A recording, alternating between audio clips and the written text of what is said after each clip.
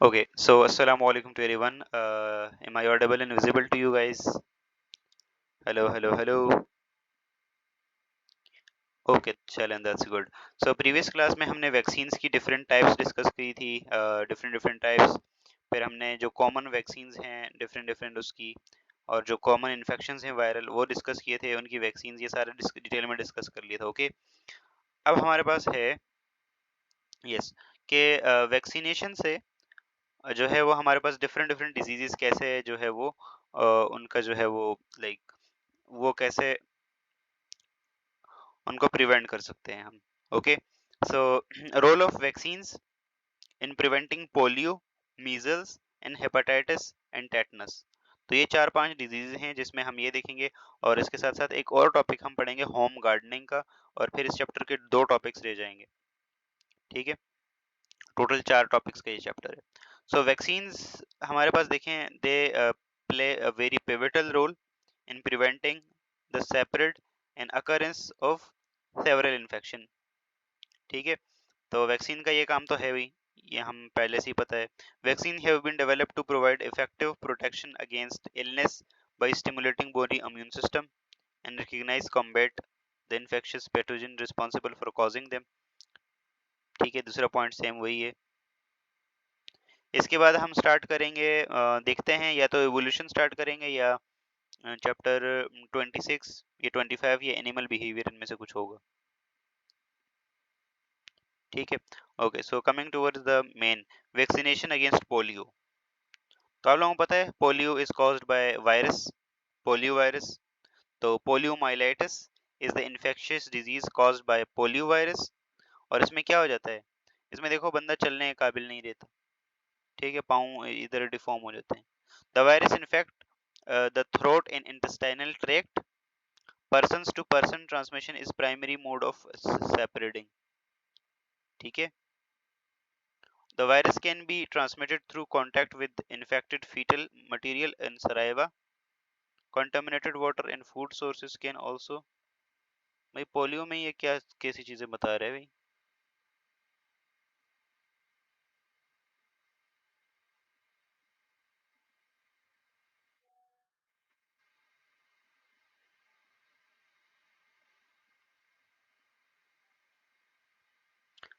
Polio में अजीब अजीब चीजें बता रही है.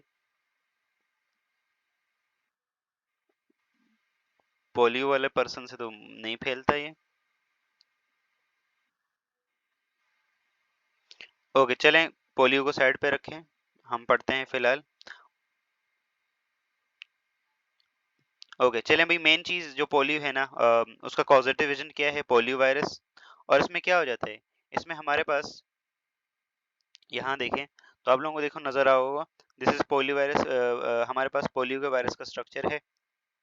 ठीक है, वालेकुम अस्सलाम आमना अब्रू, वेलकम. ठीक है, और इसमें हमारे पास अगेन सेम वही, इसके पास जेनेटिक मटेरियल आरएनए है, वायरल कैप्सिड है, शेल है, मेम्ब्रेन है और ग्लाइकोप्रोटीन है. अब एक्चुअली में ये करता क्या है, तो हमारे पास ये इसके साइन एंड सिम्टम्स यहाँ पे दिया हुआ है. और एक्चुअली में क्या होता है कि ये जो हमारे पास प्राइमरी अटैक स्पाइनल कॉर्ड और नर्व्स इनके ऊपर होता है.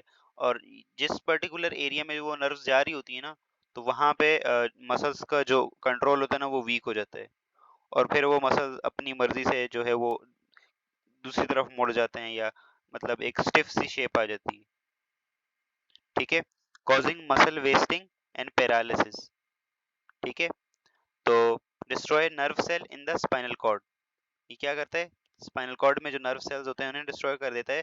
और वहां से जो नर्व निकल रही होगी, अब जिस पर्टिकुलर एरिया में स्पाइनल कॉर्ड को इसने जाके वो किया है ना, अब फॉर एग्जांपल उस पर्टिकुलर एरिया से जो है नर्व निकल रही है, किसके लिए नर्व निकल रही है, मेरे पास शोल्डर को कंट्रोल करने के लिए. ठीक है, तो शोल्डर का पूरा जो है वो काम करना छोड़ देगा और वो पूरा आपको पता है nerve impulse is a very very essential component for muscular contraction. ठीक है, ओके. इसका कॉजेटिव एजेंट हमें पता है पोलियो वायरस है. इसकी जो वैक्सीन होती है उसे हम कहते हैं ओपीवी. ठीक है, ओवीपी इज ओवरल पोलियो वायरस. ठीक है, ये घर पे आप लोगों ने देखा होगा पोलियो वायरस, घर घर पे जो कतरे पिलाते हैं जाके. पूरी दुनिया से पोलियो खत्म हो गया है लेकिन पाकिस्तान से पोलियो अभी भी नहीं खत्म हुआ.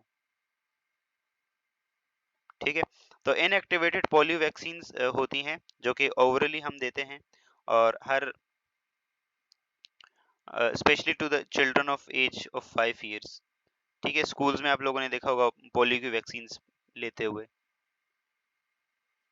ठीक है, तो बस इसमें जो याद करने वाली चीज है वो सबसे पहले क्या है, इट इज कॉज, इसका कॉजेटिव एजेंट है पोलियो वायरस। ठीक है, उजाला आप ही रह गई क्लास में, वेरी गुड। ठीक है, और इसके बाद हमारे पास दूसरा इसका एक्शन मतलब काम कहाँ पे जाके वो करता है, डैमेज कहाँ पे करता है, तो स्पाइनल कॉर्ड के अंदर जो नर्व सेल्स होते हैं उन्हें डैमेज कर देते हैं। ठीक है, और इसके साथ साथ हमारे पास और क्या करता है ये, यस, और क्या करता है, यूएसए में आईपीवी है। आपको कैसे पता हो जाला कि यूएस में आईपीवी है? आईपीवी क्या, इंट्रामस्कुलर ना इंट्रावेसल?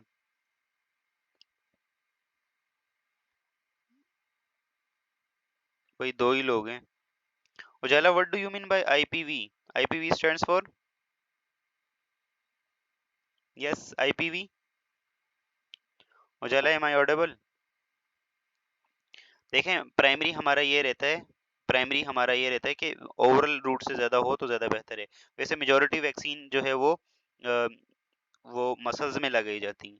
ठीक है, आईएम होती, majority of vaccine are IM, जैसे कोविड में भी सारी आईएम थी। ठीक है, आईवी वैक्सीन कभी भी नहीं देते क्योंकि डायरेक्टली आपको पता है आप माइक्रोब डायरेक्ट ब्लड में इंजेक्ट कर रहे हो, तो इट विल बी डेट्रीमेंटल। ठीक है, या ओवरल या आईएम। ठीक हो गया?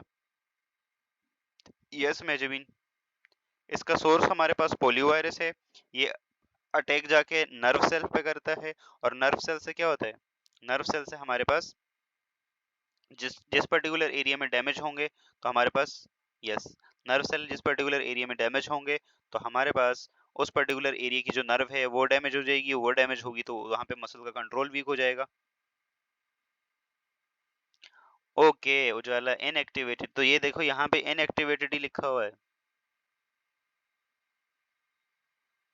ठीक है, इनएक्टिवेटेड ही थी। दो टाइप से ना, एक इनएक्टिवेटेड और एक ओपीवी। मैं समझा कि ये इंट्रावेस्कुलर है, कोई इंट्रावेस्कुलर नहीं। ठीक है, बस इसमें आप लोगों को दो तीन चीजें याद रखनी है, main main points. Causative agent क्या है, ठीक है, वैक्सीन कौन सी है, ये एमडीकेट में पूछा जा सकता है, और ये एक्चुअली में करता क्या है वायरस। बस बीच की जो साइड इफेक्ट्स है ना, ये हर एक वैक्सीन में कॉमन ही होते हैं, fever, loss of appetite, nausea, vomiting, diarrhoea, sore throat, ये सब ये कॉमन ही होता है। ठीक है, क्लियर है सब लोगों को? और यहाँ पे एक चीज है, ये इसने जो सेपरेट बताया ना, सेपरेट में जो है वो मतलब चीजें मुझे आउट लग रही हैं।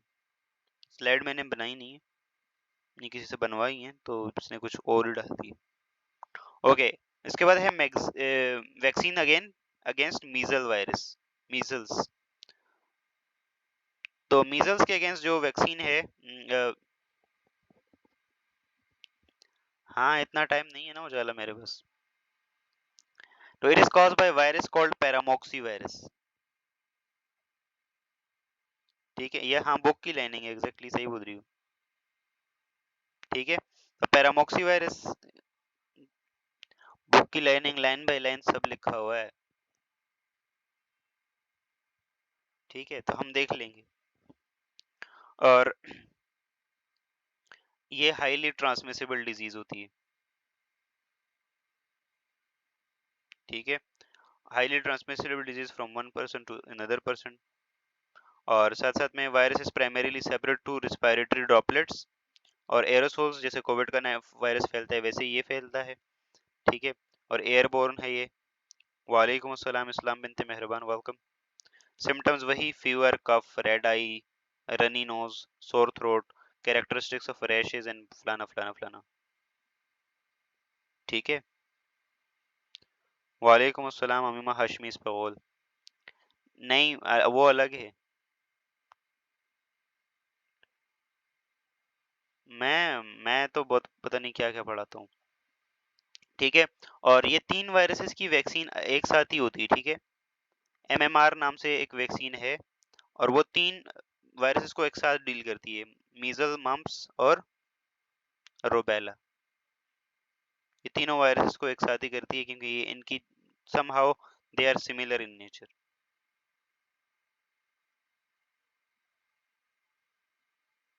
ठीक है।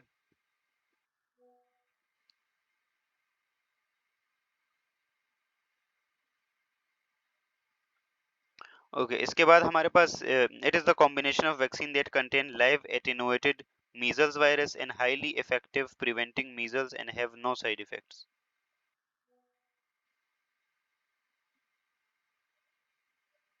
ठीक हो गया। उसके बाद हमारे पास नेक्स्ट, ये देखें, ये मीजल्स के सिम्टम्स हैं। इस तरह स्किन पे रैशेस पड़ जाते हैं। ठीक है। Vaccination against hepatitis. ठीक है।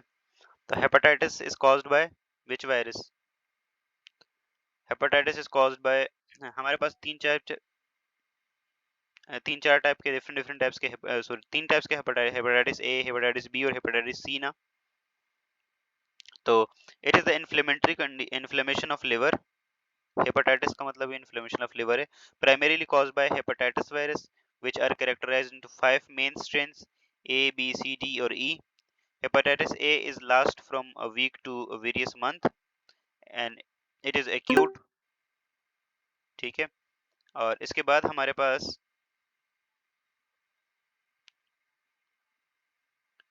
यस तहजीब, यस। सर अस्सलाम वालेकुम। वालेकुम अस्सलाम। सर वो गलती से कॉल लग गई थी मैंने। ओ अच्छा अच्छा, ठीक है।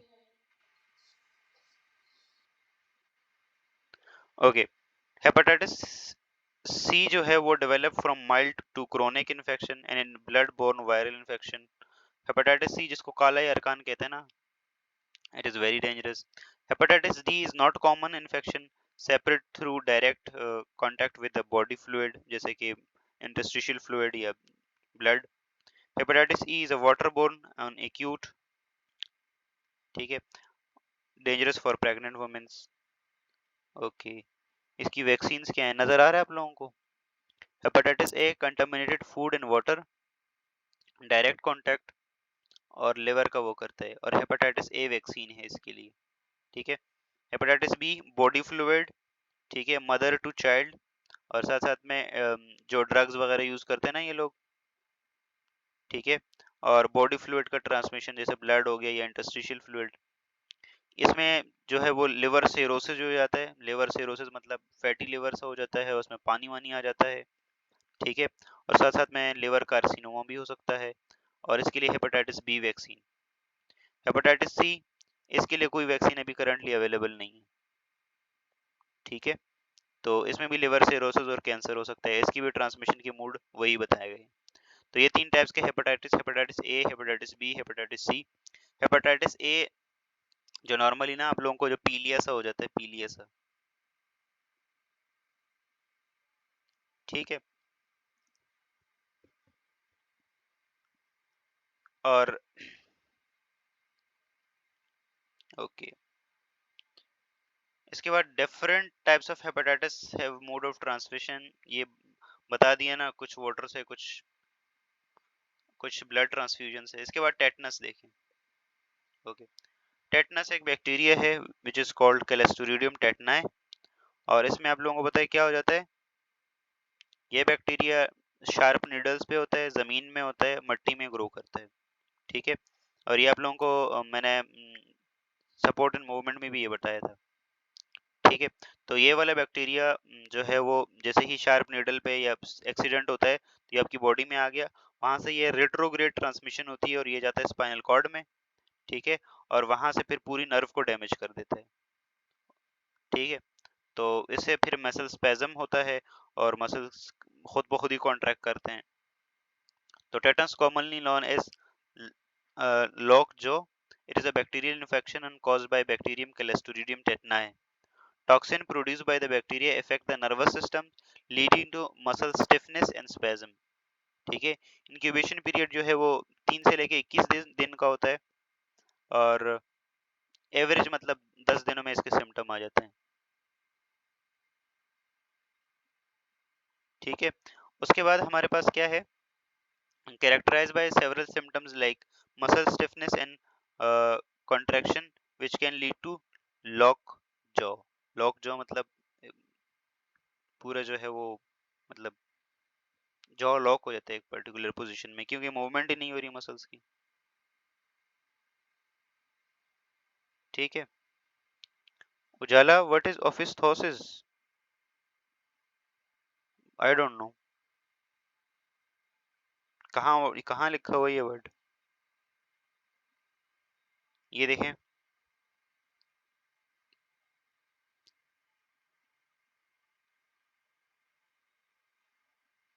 टेटनस में था। टेटनस में कहाँ भाई, मुझे तो नजर नहीं आया। क्लोस्ट्रिडियम टेटनाई है, दिस इज अ बैक्टीरिया। एक न्यूरोटॉक्सिन होता है इस टेटनस का। कंटामिनेटेड वुंड कहाँ है?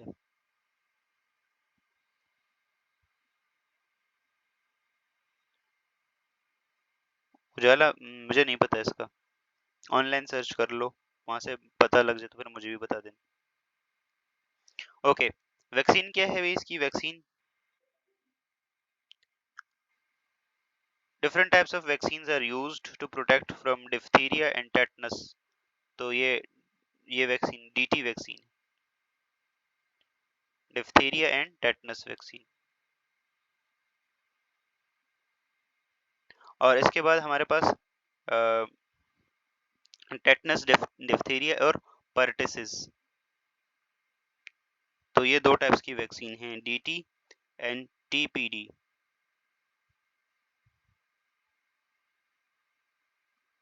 ठीक हो गया?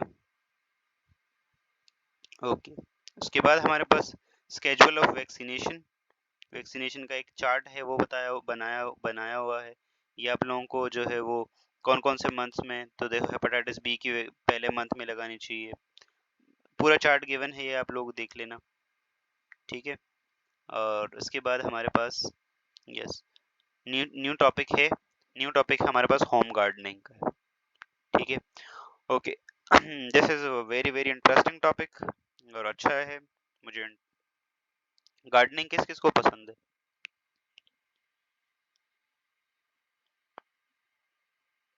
यस, गार्डनिंग किस किस को पसंद है? ओके,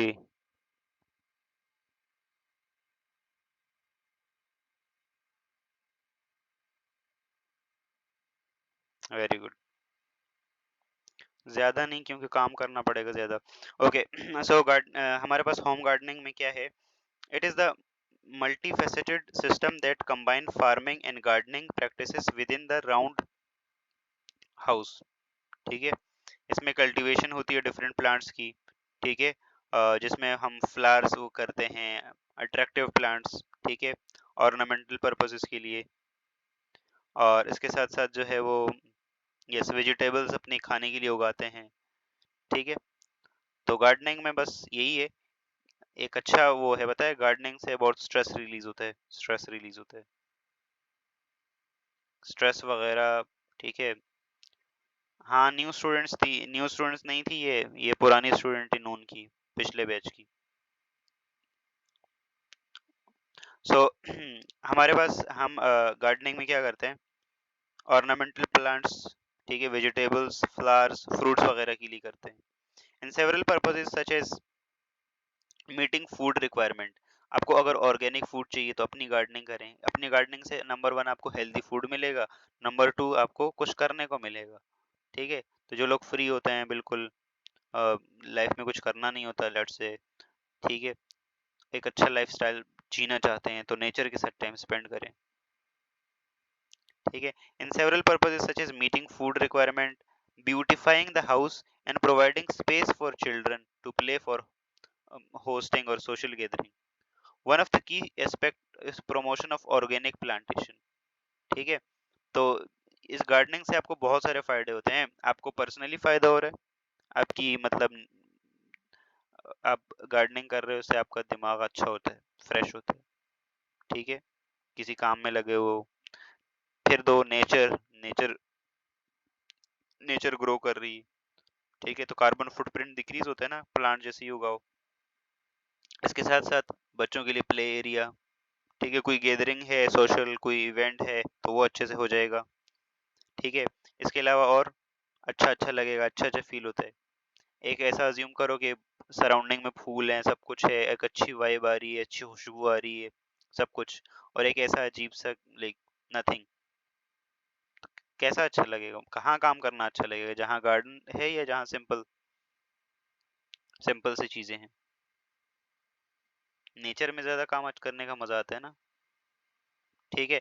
फिर अगर आप अपने वेजीज वगैरह उगा रहे हैं या ग्रो करवा रहे हैं तो उसमें डेफिनेटली आपको ऑर्गेनिक फूड भी मिलेगा, तो ये भी पॉइंट है। उसके बाद इम्पोर्टेंट ऑफ होम गार्डनिंग, तो इन्हांसमेंट ऑफ न्यूट्रिशनल वैल्यू, ठीक है, तो जो फूड का न्यूट्रिशनल वैल्यू है ना, उससे ये होम गार्डनिंग से इंक्रीज होता है। It contribute to the improvement of nutritional value of food by providing fresh and organic fruits, vegetables and other products, ठीक है। तो देखें घर पे जैसे ही आप उगाते हैं तो नंबर वन आप अपनी मर्जी से उसको पानी देते हैं, सब कुछ न्यूट्रिएंट्स प्रॉपर अपनी मर्जी से करते हैं, ठीक है। दूसरा, आपको ना वो फ्रेश चीज मिलती है। बाजार में जो चीज लेते हैं वो पता नहीं कितने महीने पुरानी आई है, उसको कितना स्टोर किया होगा, ठीक है, उसमें पता नहीं क्या क्या लगाया होगा, तो उसकी वो न्यूट्रिशनल वैल्यू नहीं लेती। लेकिन वहाँ डायरेक्ट अज्यूम करो आप बाग में से जाके डायरेक्ट कट करके खा रहे हो, कितना अच्छा लगे। Mental and physical health benefits देखो जो मैं बता रहा था आप लोगों को। तो engaging in gardening activities give boost mood and reduce stress, ठीक है। Tasks such as digging, watering the plant, prepare the garden area, plant selection contribute body contribute to keeping the body active and provide aerobic exercise. Simply spending time in the garden, particularly walking, has positive effect on physical well-being, ठीक है। इस gardening से आप बहुत कुछ, ना सिर्फ mental stress और फिजिकल एक्टिविटी, बल्कि जितने भी डिफरेंट चीजें हैं ना, जैसे आप नेचर के टाइम साथ टाइम स्पेंड करो ना, फ्रेश ऑक्सीजन आपको मिले, तो आपके पास जितने भी बाकी डिजीज होने के चांसेस है ना वो भी कम हो जाते हैं, ठीक है। तो मुझे तो अभी अभी दिल गार्डन गार्डन सा हो रहा है। Positive environmental factor, positive environmental factor, gardening भी किया करो। It create natural environment around the house, ठीक है, बालकनीज और गैलरीज वगैरह में, ठीक है। साथ साथ में गैस कार्बन डाइऑक्साइड भी यूज होती है और ऑक्सीजन रिलीज होती है। एरोजन रिडक्शन, जब आपको पता है ना डिफोरेस्टेशन होती है तो वहां से प्लांट भी चले जाते हैं। जब प्लांट चले जाते हैं ना तो आपको पता है कि प्लांट की जो रूट्स होती है ना वो डीप जो सॉइल होती है उसके अंदर डीपली पेनेट्रेट करती हैं और उस सॉइल को कैप्चर करके रखती हैं। लेकिन जब बारिश होती है या वहां पे फॉर एग्जांपल हमने प्लांट काट दिए, अब प्लांट काट दिए तो फिर क्या होता है, फिर जो है वो in the presence of plant in the soil it help reduce erosion, ठीक है। तो इरोजन हमारे पास जब होगा, मतलब जब प्लांट्स उगेंगे तो डेफिनेटली वो जो वहाँ पे सॉइल है उसको कैच करके रखा रहेगा अपनी की जगह पे, ठीक है। तो इरोजन नहीं होगा। फिर अगर इसमें को मैं काट दूं फॉर एग्जांपल, बारिश हुई ऊपर से सारा का सारा मिट्टी उड़ के चली जाएगी दूसरी जगह, ठीक है। तो इरोजन, और इससे जब इरोजन होता है तो उसकी सॉइल की फर्टिलिटी डिक्रीज होती है, ठीक है। उसके बाद है sources of fresh and organic food, तो फ्रेश और ऑर्गेनिक फूड भी हमें मिलता है, इसको दोबारा करने की जरूरत, पढ़ने की जरूरत नहीं है। Okay, control family budget. Okay, देखिए घर पे आप चीजें उगाते हैं ना तो आपको सस्ता टमाटर मिल गया, सस्ता प्याज मिल गया, लेट से सस्ता सेब मिल गया, ठीक है। बाहर से लेंगे तो फिर वही, तो सस्ता बजट भी पड़ जाता है, ठीक है। Year round food availability, it enable continue supply of food through out the year, avoiding the need of consuming produce from the old storage. तो यस, आप अपने गार्डन में जो है वो अपने हिसाब से अपनी चीजें उगा सकते हैं, और ईयरली फॉर एग्जांपल भी इस चीज का सीजन है तो ये उगा लिया, ये इस चीज का सीजन है तो ये कर दिया, फलाना कर दिया, फलाना कर दिया, फलाना कर दिया, एंटरटेनमेंट एक्टिविटीज के लिए बहुत ज्यादा मतलब गार्डन इंपॉर्टेंट रोल प्ले कर सकते हैं। योगा, योगा किया है कभी आप लोगों ने? योगा, बच्चों की खेलने की जगह, प्ले एरिया। किसी ने योगा किया है? आई साइड भी अच्छा अच्छा आपको पता है, आप ग्रीन चीज को देखो तो आपकी आई साइड उससे इम्प्रूव होती है। कराची में तो हम ग्रीनरी देखने पता नहीं दिल तरस जाता है, इतना आर्टिफिशियल और इतना सीमेंट सीमेंट है। हाँ हाँ, ग्रीन ग्रीन चीजें देखो तो आपकी नजर उससे अच्छी होती है। फर्क पड़ता है इस चीज से, बहुत डेफिनेटली फर्क पड़ता है। एक सुकून भी मिलता है और एक मतलब ओवरऑल एक आई साइड अच्छी होती है। ठीक है, तो आई साइड के ऊपर भी पॉजिटिव इम्पैक्ट है इसके। अच्छा यहाँ देखें benefit of gardening, vitamin D भी मिलता है। आपको पता है जब धूप में काम करेंगे थोड़ा सा तो विटामिन डी मिलेगा। वेट लॉस, ठीक है, स्ट्रॉन्गर इम्यून सिस्टम भी स्ट्रॉन्ग होगा। ठीक है, स्ट्रेस रिलीज होगा, बहुत कुछ भाई। हाँ वो बहुत अच्छी है। आखिर जगह आखिर है किसका गाँव वो, अच्छा ही होगा। अच्छे लोग आए हैं तो अच्छा ही गाँव होगा। ओहो, ओके। इसके बाद हमारे पास है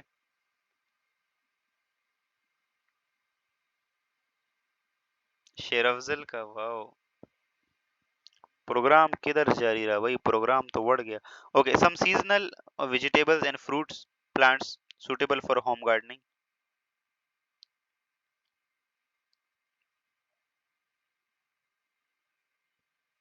बिल्कुल बिल्कुल। क्या वो उजाला? तो इसमें देखें आप लोगों के पास कॉमन प्लांट्स हैं जो आप लोग उगा सकते हैं। ग्रीन जो वेजिटेबल हैं समर की, उसमें green beans, french beans, squash, carrot, cauliflower, garlic and onion, okra पता नहीं, के brinjal, cabbage, green and red chillies. Fruits में mangoes, apricot, plums, lychees, grapes, guava, papaya, peach. ये पपाया खाया है कभी? पपाया, पीचेस, वाटरमेलन्स, और ये आप लोग देख लेना भाई। Vegetables of winter, vegetables of winter, fruit of winter, ये आप लोग वहां से देख लेना, बुक से देख लेना, बुक से ये लिया गया है। ठीक है, तो उगाएं कुछ ना कुछ उगाएं। हमारे तो गांव में वैसे ही इतनी ग्रीनरी है। मैंने कराची में आके चश्मा लगाया, गांव में नहीं लगाया था।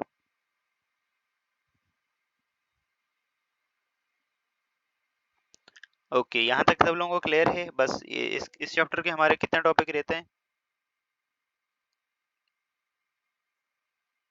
इस चैप्टर के हमारे रहते हैं कितने टॉपिक्स? यस, तो हमारे पास पहला टॉपिक हो गया vaccination and integrated disease management. Home gardening हो गई, एनिमल हस्बेंड्री, लेटेस्ट टेक्निक और enhance crop and fruit yield, और माइक्रोब्स का। तीन टॉपिक्स रह गए। ठीक है, ये इंशाल्लाह कल कल भी दो क्लासेस लेके इस चैप्टर को करते हैं समाप्त। और यस, फिर इसके बाद इंशाल्लाह फिर तीन रह जाएंगे। तीन तो फिर इंशाल्लाह हो ही जाएंगे।